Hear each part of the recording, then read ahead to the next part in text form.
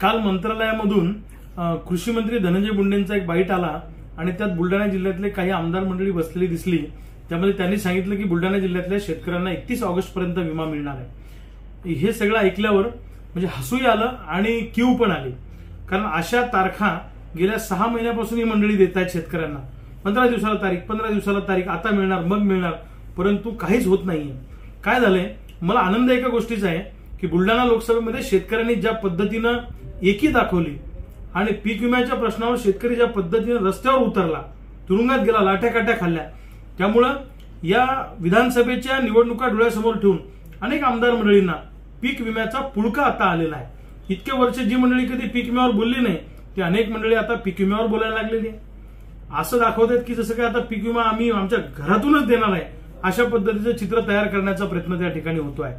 आता मला सांगा, काल त्यांची बातमी अशी आली, धनंजय मुंडेंना बाईट करायला लावलं जोर जबरदस्तीनं, त्यात काही लोकांची नावं घ्यायला लावले, काही नेत्यांची नावं त्यांना माहित नव्हती, ते खालून प्रॉन्टिंग केलं की यांचं नाव घ्या, की त्याचं श्रेय त्यांना मिळालं पाहिजे, असा कदाचित त्याच्या पाठीमागे त्यांचा हेतू असेल। आता आम्ही मेकरला मोर्चा काढला, त्या दिवशी राज्यव्यापी आंदोलनाची घोषणा केली, मलकापूरला मोर्चा काढला, माझे सहकारी विनायक सरनाईक, नितीन राजपूत चिखलीला उपोषण करतायत 4 दिवसापासून त्या प्रश्नावर। आता आंदोलन हे पेटणार आहे। तिकडे आमचे बालाजी सोसे, गजानन जायबाई, आमचे नितीन कायंदे तिकडे त्या सिंदखेडराजा परिसरामध्ये आंदोलनाची भूमिका त्यांनी घेतली। तर आता लोक रस्त्यावर उतरू शकतात, संयम तुटलाय, म्हणून अशा बैठकावर बैठका घेऊन तारीख पे तारीख सुरू आहे।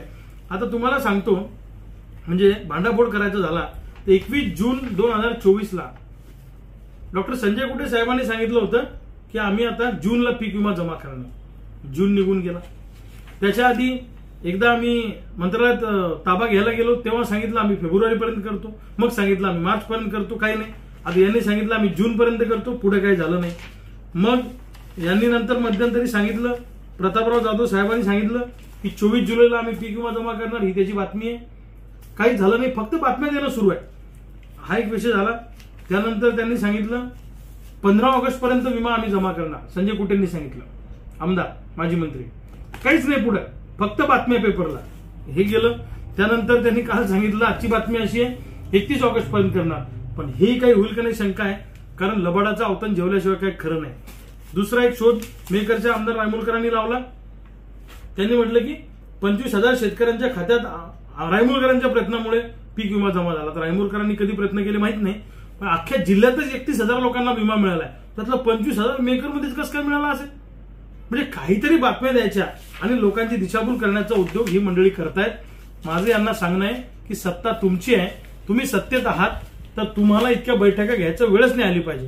राज्य शासनानं, केंद्र सरकारनं जर एआयसी कंपनीकडे आमचे पूर्ण पैसे जिल्ह्याचे भरलेले आहेत, ते आमचे कराचेच पैसे आहेत, तर या कंपनीनं जर इतके दिवस पैसे दिले नाही, मार्चच्या आधी सगळे पैसे द्यायला पाहिजे होते, ऑगस्ट उजाडला, का पैसे दिले नाही म्हणून त्या कंपनीवर सरकारनं कारवाई का केली नाही, ती कंपनी ब्लॅकलिस्ट का केली नाही, त्या कंपनीचं ऑडिट का केलं नाही आणि त्या कंपनीवर गुन्हे दाखल का केले नाही।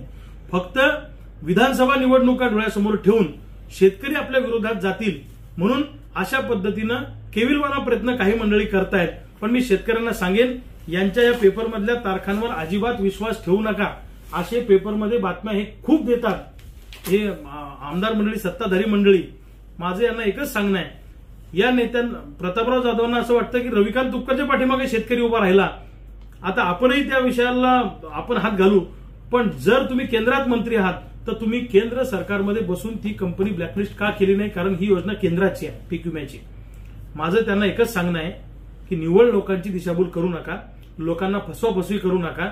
मी शेतकऱ्यांना आवाहन करतो की यांच्या या तारखांच्या भरोशावर बसायचं नाही, तुम्हाला आंदोलनाचं हत्यार हाती घ्यावी लागेल, तुम्हाला रस्त्यावर उतरावं लागेल आणि या सगळ्या कंपनीवाल्यांना आणि सत्ताधाऱ्यांना पळताभुई थोडी करावी लागेल, तेव्हाच आपल्याला पीक विमा मिळू शकतो। एवढंच माझं तुम्हाला सांगणं आहे। उगीच बैठका घेऊन सोशल मीडियावर टाकून वर्तमानपत्रात बातम्या देऊन काही होणार नाही। शेतकरी आता हुशार झालेला आहे।